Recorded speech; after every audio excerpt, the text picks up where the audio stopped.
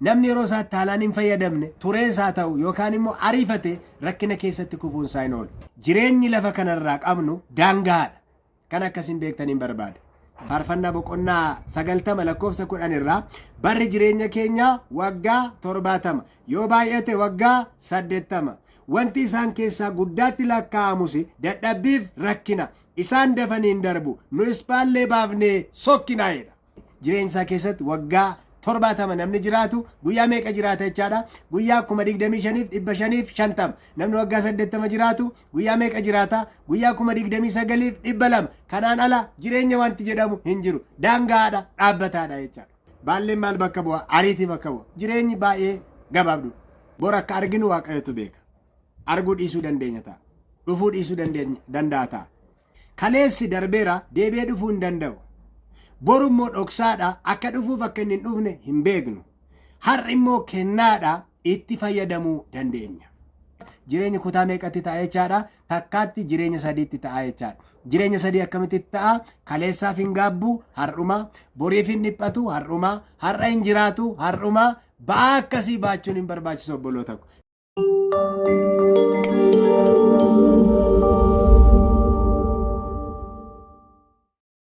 Jaalatamtootaaf kabajamtoota daawwattoota akkuma kana maatii Jesus Method Ministry kan taatanii bakkaaf biyya jirtan hundumaatti nagaaniif araarri Waaqayyo isiniif haa baay'atu jecha har'as ergaa baay'ee jireenya keessaniif barbaachisaa ta'e isiniif qabadhee dhiyaadheera. Qopheessee kanan isiniif dhiyeessu warra nan beekneef ani luba Eliyaas Addunyaan jedhama.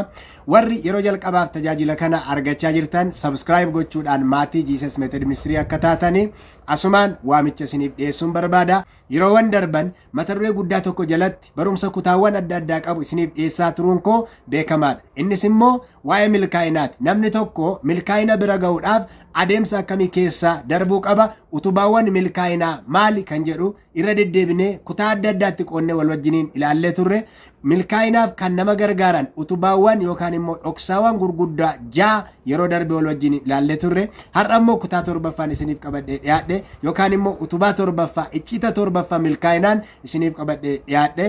Egaa milkaa'inni jireenya keenya keessatti baay'ee barbaachisaadha. Namni hundumtuu milkaa'inaaf hojjeta. Milkaa'innis baay'ee barbaachisaadha. Waaqayyos akka nuti milkoofnu barbaada. Sababii kanaaf egaa ergaa guyyaa har'aa sirriitti akkasiin na duukaa buutaniin barbaada. Ergaan guyyaa har'aa yeroo ofiitti haalaan fayyadamu kan jedhu wal wajjiniin ilaala. Milkaa'inaaf namni tokko milkaa'ina yoo barbaade yeroo isaatti haalaan fayyadamuun isarra jiraata. Yeroon jireenya namaa keessatti garaagarummaa fiduu danda'a. Garaagarummaa fiduu danda'a. Kanaatiif maal gochuutu nu barbaachisa? Yeroo keenyatti haalaan fayyadamuu qabna. Yeroo ofiitti haalaan fayyadamuun ogummaa guddaa jireenya gara milkaa'inaatti fiduudhaaf gargaarudha. Ogummaa yeroo ofiitti haalaan fayyadamu namni hin qabne jireenya isaa keessatti jijjiirama arguu yookaan immoo garaagarummaa arguu hin danda'u. Gara jijjiiramaatti dhufuu hin danda'u. Namni yeroo isaatti haalaan hin fayyadamne tureen isaa ta'u yookaan immoo ariifate rakkina keessatti kufuun isaa hin oolu. Iddoo yaade ga'uu hin danda'u. Mul'ata isaa bira ga'uu hin danda'u. Yeroon baay'ee murteessaa. Akkuma kana yeroon qabeenya guddaadha. Mee guyyaa har'aa kana ilaalchisee macaafni qulqulluun maal akka jedhu kan wajjiniin ilaallu ta'a. Lallaba boqonnaa 3 lakkoofsa 1 hanga 4tti yommuu dubbiftanii akkas kan jedhu argittu. Wanti hundinuu yeroo qaba. Wanti bantii Waaqaa jala jiru hundinuu yeroo qaba. Dhalachuun yeroo qaba. Du'uunis yeroo qaba. Dhaabuun yeroo qaba. Isa dhaabame buqqisuunis yeroo qaba. Itti fufa guutummaa isaa boqonnaa 3 dubbisaa. Lallaba boqonnaa 3 dubbisaa. Maaltu yeroo qaba? Wanti hundinuu yeroo qaba. Wanti hundinuu yeroo qaba. Biyya lafaa kanarratti wanti yeroo haala ta'u tokko illee hin jiru. Wanti hundumtuu yeroo keessatti ta'a. Yeroon baay'ee barbaachisaadha. Waan hundumaaf yeroo murteessaadha. Waaqayyollee yerootti fayyadama. Haalaan fayyadama Waaqayyo yerootti. Jireenya keenya keessatti yeroon baay'ee murteessaadha. Wanti hundinuu yeroo qaba jedha ilaala. Wanti hundinuu yeroo qaba. Wanti bantii Waaqaa jala jiru hundinuu yeroo qaba. Isaan keessaa muraasni jalqaba irratti kaa'amaan dhalachuu yeroo qaba. Dhalachuu yeroo qaba. Kanaaf yeroo keessatti dhalanne. Du'uunis immoo yeroo qaba. Argitanii? Egaa dhalachuu fi du'uu gidduu kan jiru kana jireenya jennee waamna. Jireenyi dhalootaa jalqabee hanga du'aatti kan jiru gaappii gidduu sana jirudha. Kanaaf dhalachuun yeroo qaba, du'uun yeroo qaba jechaadha. Kanaaf dhalachuu jechuun gara jireenyaatti dhufuun yeroo qaba, du'uu jechuun jireenyaan ala ta'uunis immoo maal qaba jedha? Yeroo qaba jedha. Dhalachuu yeroo qaba, du'uun yeroo qaba, dhaabuun yeroo qaba, isa dhaabame buqqisuunis yeroo qaba. Wanti hundumtuu yeroo qaba. yeroo kan hin qabne hin jiru. Yeroo murteessaa jireenya hafuuraafis jireenya fooniifis milkaa'inaaf yeroon baay'ee murteessaadha. Kanaaf mee kutaa har'aa kana keessatti qabxiilee gurguddaa sadii isiniif kaasuun barbaada. Qabxiilee gurguddaa sadii, barumsa gurguddaa sadii akkasiin kutaa kana keessaa qabattaniin barbaada. Inni jalqabaaf inni hangafa jireenyi lafa kanarraa qabnu daangaadha. Kan akkasiin beektaniin barbaada. Jireenyi lafa kanarraa qabnu daangaadha. Yeroo baay'ee inni kun nutti hin fakkaatu. Namni yommuu uumamu bara barummaa wajjin uumame. Nan du'aa jedhee yaadu namni. Nan du'a jedhee yaadu. Gaaf tokko biyya lafaa kanarraa nan deema jedhee yaadu. Hin beeka akka deemu garuu waa'ee isaa hin yaadu. Du'a yommuu laaltanii duutii gaafa dhufu namni hundumtuu hin naa. Abaluun du'e attamitti hin naa nama naasisa. Garuu akka du'u beekamaadha. Akka biyya lafaa kanarraa adeemu beekamaadha. Kanaafi waa'ee isaa hin yaadu. Bara barummaa wajjin uumame. Jireenyi lafa kanarraa qabnu daangaadha. Namni lafa kanarra bara baraan jiraatu hin jiru. Jireenya isa ammaa kanaan kiristaanonni abdii guddaa qabna. Jireenya bara baraa qabna. Karaa Kiristoos Yesuus du'a booddeedha inni. Du'a booddeedha. Qaama isa ammaa kanaan jireenya isa ammaa kanaan bara baraan hin jiraannu. Namummaan inni ammaa kun hin jijjiirama. Bara baraan jiraachuun hin dhufa. Qaamni nuti ittiin jiraannus immoo wajjin hin dhufa. Garuu jireenya amma itti jirru kanaan bara baraan jiraachuu hin dandeenya. Kanaaf lafa kanarraa jireenya nuyi qabnu daangaadha. Kana beekuun baay'ee barbaachisaadha. Namoonni baay'een isa kana hin beekan. Isa kana hin beekan. Kanaaf yeroo isaaniitti haalaan kan hin fayyadamneef namni kana beeku yeroo isaa akkasumaan balleessuu hin danda'u. Macaafa Faarfannaa boqonnaa 90 lakkoofsa 10 irraa yeroo musni dubbisu akkas jedha. Barri jireenya keenyaa waggaa 70 yoo baay'ate waggaa 80. Wanti isaan keessaa guddaatti lakkaa'amus dadhabbiif rakkina. Isaan dafanii hin darbu. Nus baallee baafnee sokkinaa jedha. Maal nama ajaa'iba kun? Ilaala. Barri jireenya keenyaa waggaa 70 yoo baay'ate 80. Mee kana jijjiira. Mee diigaa ilaala kana. Barri jireenya nama waggaa 70 yookaan immoo 80. Macaafni qulqulluun kanayyuu kan ayyaanometu ga'a har'a. Kan ayyaanometu ga'a. Daangaadha jechaadha. Waggaa 70 yookaan waggaa 80. Baay'ee nutti fakkaata. Mee gara guyyaatti jijjiiruuf gaafa yaaddani waggaa 70 jechuun guyyaa 25,550 qofa. Waggaa 80 immoo gaafa laaltani guyyaa 29,200 qofa. Namni jireenya isaa keessatti waggaa 70 namni jiraatu guyyaa meeqa jiraata jechaadha? Guyyaa 25,550. Namni waggaa 80 jiraatu guyyaa meeqa jiraata? Guyyaa 29,200. Kanaan ala jireenya wanti jedhamu hin jiru. Daangaadha, dhaabbataadha jechaadha. Dhaabbataadha. Hammam keenyatu kana quba qaba. Waan baay'ee nutti fakkaata. Haa ta'u malee wanti isaan keessattuu immoo guddaatti lakkaa'u maalidha? Dadhabbiidha, rakkinadha. Jireenyi rakkinaan kan guute, dadhabbiitiin kan guute. Isaan dafanii darbu. Nus baallee baafnee sokkina. Baalleen maal bakka bu'a? Ariitii bakka bu'a. Jireenyi baay'ee gabaabdudha. Lafa kanarraa jireenyi namaa baay'ee gabaabdudha. Yeroon lafa kanarraa qabnu baay'ee gabaabdudha. Yerootti qabnu kana keessatti waan nurraa eegamu hojjennee hin darbinu yoo ta'e, milkaa'ina barbaadamu bira geenye hin darbinu yoo ta'e, gaabbii guddaadha jechaadha. Gaabbii guddaadha. Badiisa guddaa fida. Akkuma kana macaafa Faarfannaa boqonnaa 39 lakkoofsa 4 irraa immoo sagalee Waaqayyoo akkas jedha. Yaa Waaqayyo, dhuma jireenya koo, barri jireenya koos hammam akka ta'e na beeksisi jedha Daawit. Dhuma jireenya koo na beeksisi. Dhuma jireenya keenyaaf qophaa'uun baay'ee barbaachisaadha har'a. Yeroo jirru dhuma isaaf qophaa'uun barbaachisaadha. Hin dhuma kaa, hin darba kaa. Kanaaf dhuma jireenya koo, barri jireenya koos hammam akka ta'e na beeksisi. Attam ariifadhee darbuuf akkan jirus na barsiisi. Attam ariifadhee darbuuf akkan jiru. Eeyyee, ati bara koo amma taakkuu goote. Barri jireenya koos fuula kee duratti wayitti hin galtu. Eeyyee, nama ta'e kan argamu hundinuu akkuma qilleensaa shuf jedhuuti jedha. Argitanii baay'ee dinqisiisaadha jechaadha. Tokkoffaa bara koo na barsiisi. Bara jireenya koo na barsiisi jedha Daawit. Hammam ariifadhee darbuuf akkan jiru. Attam ariifadhee darbuuf akkan jiru na barsiisi. Namni ariifatee darba. Namni ariifatee darba. Attam ariifatee darba.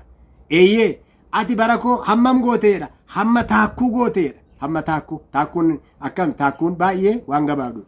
Taakkuutiin gaafa laaltan baay'ee gabaabdudha. Jireenyi namaa daangaadha. Amma taakkuuti. Gaafa darbitu hin darbiti. Shuf jetti akka qilleensaa darbiti. Akka qilleensaa darbiti. Kanaaf akka haala barbaachisaa ta'een itti jiraachuu danda'uu fi bara jireenya koo na barsiise. Kanaaf isa kana beekuun baay'ee barbaachisaadha. Lafa kanarraa daangaan nuti qabnu barri jireenya keenya yeroo nuyi lafa kanarraa qabnu baay'ee gabaabdudha. Baay'ee gabaabdudha. kutaa jireenya keessatti kun hundumtuu dhugaadha. Waajjira tokko keessa hojjetta yoo ta'e barra achi keessa jiraattu gabaabaadha. Poozishinii tokko irra jirta yoo ta'e barra achi irra jiraattu gabaabaadha. Tajaajila tokko irra jirta yoo ta'e barra achi irra jiraattu gabaabaadha. Hin darba. Kanaaf hamma darbitu kana keessatti waan darbitu xiqqoo kana keessatti haalaan ittiin fayyadamtu yoo ta'e yeroon sun qisaasa taanaan kisaaraa guddaatti si mudata. Badii guddaatti si mudata. Rakkoo guddaatti si mudata. Si qofa miti dhaloota kee, maatii kee, jireenya kee waa baay'eetu mudata. Waa baay'eetu mudata. Inni jalqabaa isa kana. Yeroon nuyi biyya lafa kanarraa qabnu baay'ee gabaabaadha, daangaadha.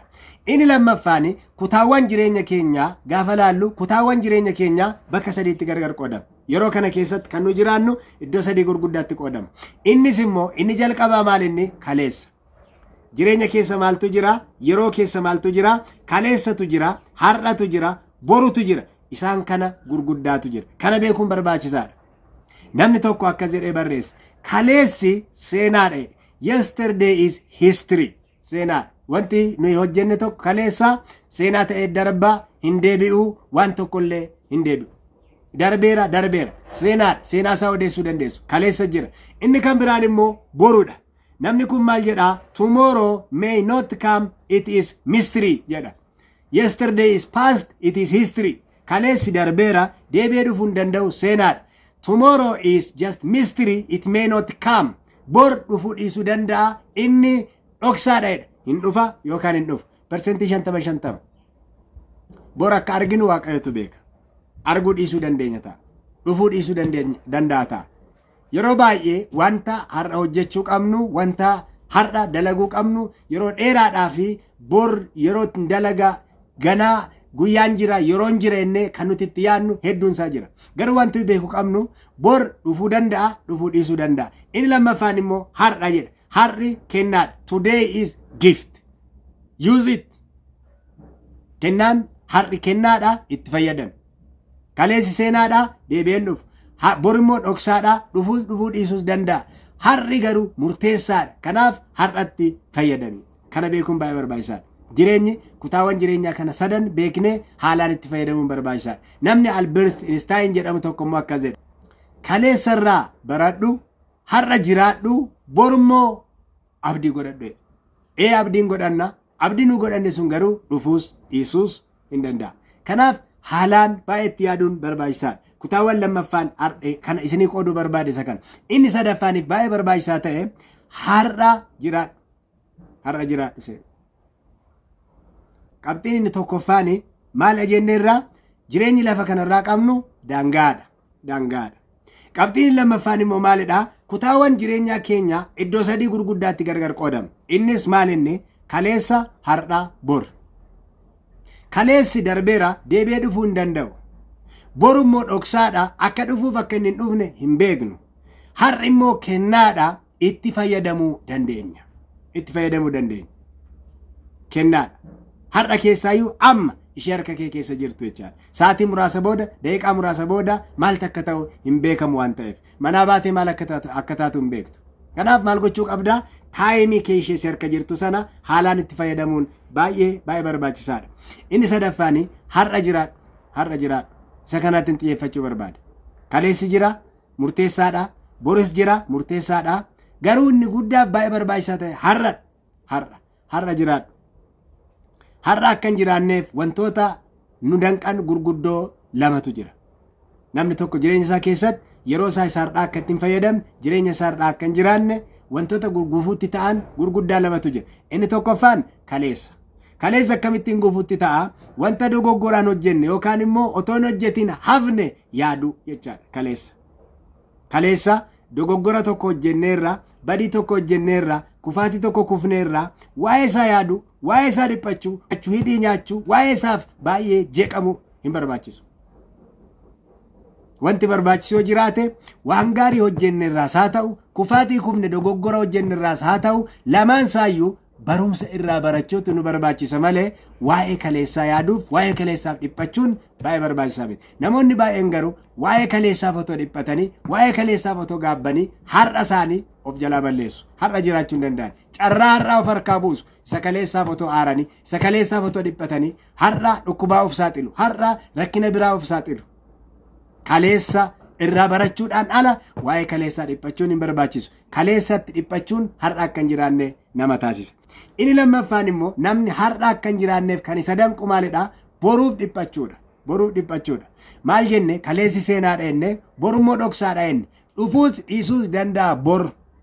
Ati boriif dhiphatte yoo ta'e yookaan immoo boriif kan dhiphattu yoo ta'e bor sun dhufuu dhiisuu danda'a. Isa dhiiftee abdii godhattee waaqayyotti dhiiftee maal gochuu si barbaachisaa? Har'a jiraachuutu si barbaachisa. Macaafni qulqulluun gaafa dubbatu guyyaa boriitiif waa'ee boriitiif hin yaadda'inaa guyyaan sun ofuma isaatiif iyyuu hin yaadda'aa jedha. Maaliif rakkinni guyyaa sanaa isumaaf hin ga'a jedha. Bor mataa isaatti waan fidee dhufu hin beektu. Waan fidee dhufu hin beektu. Rakkina mataa isaa danda'e qaba guyyaan kamiyyuu. Carraa mataa isaa danda'es qaba guyyaan kamiyyuu. Kanaaf carraa argannetti fayyadamuun baay'ee barbaachisaadha jechaadha. Baay'ee barbaachisaadha jechaadha. Kanaaf boriif dhiphachuun har'a akka hin jiraanne si godha.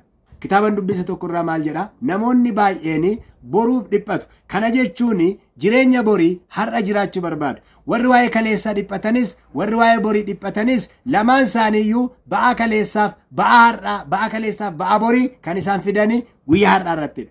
Dhoksaa guddaa kan isinitti himuun barbaadu. Kaleessaaf warri dhiphatan boruufis warri yaadda'an maal godhu? Jireenya kutaa sadii kana wal faana jiraachuu barbaadu. Kaleessas hin dhiphatu isa kaleessaa har'a isa dhiphachaa jiraatu. Boruufis immoo warri dhiphatan yoo jiraatanii guyyaan borii ofuma isaayyuu yeroo dhufu isatti haalaan fayyadamuun hin danda'amu waan ta'eef dhiphina isa borii gara har'aatti harkisanii kan jiraatan jiru. Kanaaf jireenya kutaa meeqatti ta'a jechaadha? Takkaatti jireenya sadiitti ta'a jechaadha. Jireenya sadii akkamitti ta'a? Kaleessaaf hin gaabbu har'uma, boriif hin dhiphatu har'uma, har'a hin jiraatu har'uma. Ba'aa akkasii baachuun hin barbaachisu obboloota ko. Kaleessi darbeera dhiisuu nu barbaachisa. Balbala isaa cufuu qabna. Borummoo dhufuus dhiisuus hin danda'a. Abdii godhachuu qabna. Karoorsuu qabna.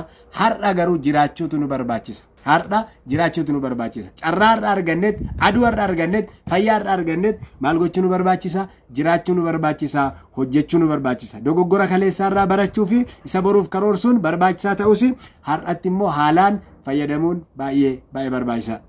Kanaaf egaa milkaa'ina keessatti yeroo ofiitti haalaan fayyadamuun baay'ee barbaachisaadha. Barreessaan tokko akkas jedhe namni hundumtuu guyyaa keessatti sa'aatii 24 qaba jedhe. Sa'aatii wal qixatti qabnu sa'aatii 24 maal gochuun hin danda'amu? Itti dabaluun irraa hir'isuun hin danda'amu. Haa ta'u malee garuu yeroo kana kan warra kaanirra dheereffachuun hin danda'amaa jedha. Attamitti dursinee ka'uudhaan haalaan irratti hojjechuudhaan jedha. Egaa obboloota koo ergaa kanarraa barumsa guddaa akkasiin barattan abdii guddaan qaba. Milkaa'ina warri barbaadan yeroo keessanitti haalaan fayyadama. Akkaataa itti fayyadama yeroo keessanii ilaala. Yeroo keessan bal'aa maal irratti dabarsitu? Waan jireenya keessan ijaaru, waan hafuura keessan ijaaru, waan amantii keessan ijaaru isarratti darbaa jira yeroon keessan. Maal irratti darbaa jira? Hiriyaan isin yeroo wajjin dabarsitan maal fakkaata? Yeroo keessan bal'aa maal irratti dabarsitu? Mul'ata keessan irratti, kaayyoo keessan irratti, dhimma hafuuraatiif waan isin fayyadu irratti yookaan immoo bu'aa dabalataa, galii dabalataa waan isinii fidu irratti moo maal irratti dabarsaa jirtu? Tarii kana otoo hin taane akkasumaan yeroo keenya kan balleessin yoo ta'e yeroon kun nu gaafata. Deebi'een dhufu hin darbaa, deebinee hin argannu. Milkaa'inni keenya akka inni ija godhatu yoo barbaachise mul'ata qabaattanii, kaayyoo qabaattanii, hafuuraan, fooniin iddoo kanan gaahettanii yaaddanii, barumsaan, beekumsaan iddoo kanan gaahettanii yaaddanii, ikoonomiidhaan iddoo kanan gaahettanii yaaddanii, jaalalaan, hawaasummaadhaan iddoo kanan gaahettanii yaaddanii, wanta sana bira ga'uudhaaf yeroo keetti fayyadamtanii hojjettan yoo ta'e maaltu ta'a? Kisaaraatu sin mudata. Yeroo keessanitti fayyadama. Waaqayyo akka itti fayyadamnuuf yeroo nuuf kenneera. Kitaabni ani dubbise tokko akkas jedha. Yeroo kan kennu waaqayyoodha jedha. Yeroon kennaa waaqayyooti. Daqiiqaaf sekondiin hundumtuu kan saati jedha. Yeroo nuuf kennu waaqayyo wanta yeroo nuuf kenname kana keessatti hojjenne hundumaaf waaqayyo nu gaafata jedha. Keessumaa kennaawwan nuuf kenne hundumaa keessaa waaqayyo yeroo keenyatti maal akka hojjenne dabarre gaaf tokko nu gaafata.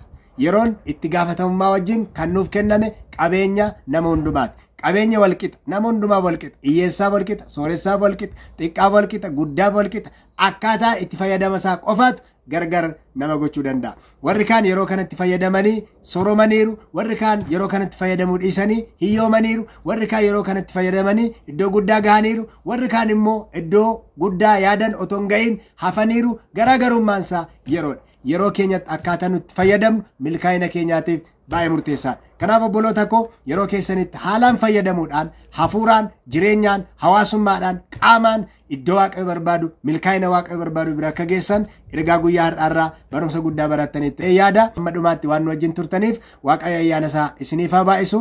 Subscribe gootanii maatii ta'uu akka isiniin irraanfanne yaadaaf gaaffii yoo qabaattan immoo koomentii jalatti nuuf barreessaa. Ergaa ittaanuun yeroo ittaanu deemnee wal argina. Baay'een isin jaaladha. Ayyaanni waaqayyo hunduma keessanii wajjin haa ta'u. Galatooma.